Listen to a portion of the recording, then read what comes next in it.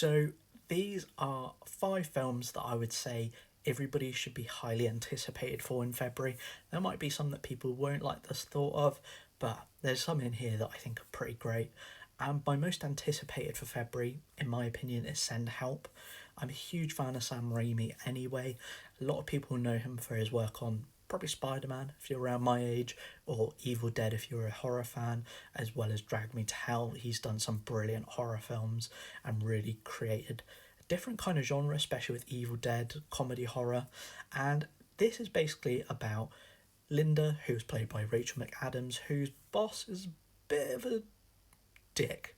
And they get in a plane crash and are stuck on the island, or this island, and they the only two people that survive. He's injured and she's basically looking after him.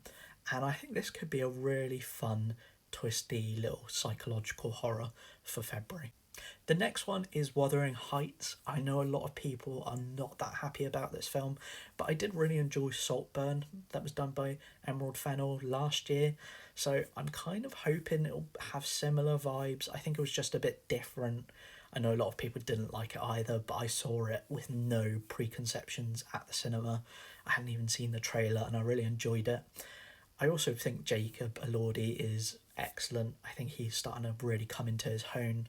I don't really know about Margot Robbie as a 17-year-old. I believe she's meant to be in the book, but hopefully it's good. The next one is How to Make a Killing. I didn't actually know much about this film until I saw the trailer a couple of weeks back.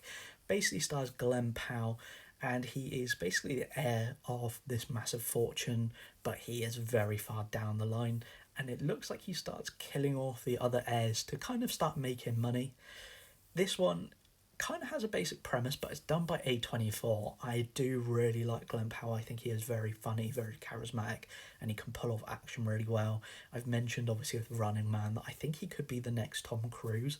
So I'm quietly optimistic about this one, but we'll have to wait and see what it's like actually when it comes out.